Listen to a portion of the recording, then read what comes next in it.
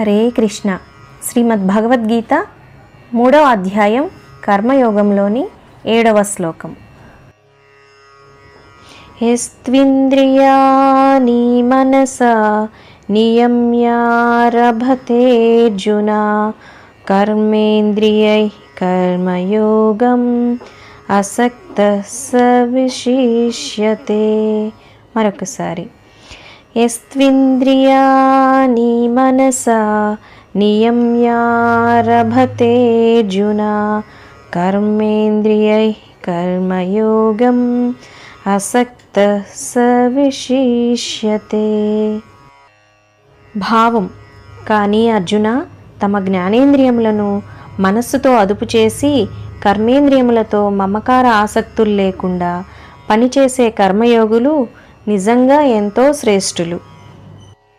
వివరణ: కాబట్టి ఓ అర్జున, ఎవరైతే తమ ఇంద్రియములను మనసుతో నిగ్రహించి ఆ నిగ్రహింపబడిన జ్ఞానేంద్రియ కర్మేంద్రియములతో కర్మయోగమును ఎటువంటి ఆసక్తి లేకుండా ఆచరిస్తాడో అతడిని విశిష్ట పురుషుడు అని అంటారు.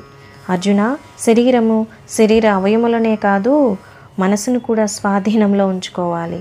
ఇంద్రియములు మనసు చెప్పినట్టు వినాలి, కానీ ఇంద్రియములు చెప్పినట్టు మనసు వినకూడదు. అటువంటి నిగ్రహింపబడిన ఇంద్రియములతో నిష్కామ కర్మలు చేయాలి. చేస్తున్న పనికి ఫలితం ఆశించకూడదు. అప్పుడు ఆ కర్మబంధనములు అతనిని అంటవు. కర్మల పట్ల ఆసక్తి, విషయవాంఛలు మనసులో నుండి బయటకు నెట్టాలి.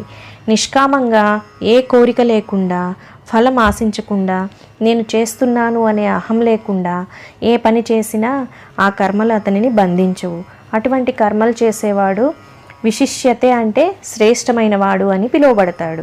నేను జ్ఞానిని, నేను ధ్యానం చేస్తున్నాను అంటూ కాషాయాలు కట్టుకొని కళ్ళు మూసుకొని కూర్చొని మనసులో విషయవాంఛల గురించి ఆలోచించే వారి కంటే విధింపబడిన కర్మలను తనచే నిగ్రహింపబడిన ఇంద్రియములతో నిష్కామంగా, ఫలాపేక్ష లేకుండా, అహంకారం లేకుండా చేసేవాడు ఎంతో ఉత్తముడు అని భగవాన్ వివరించారు.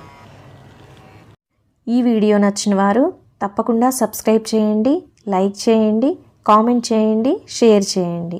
ధన్యవాదాలు.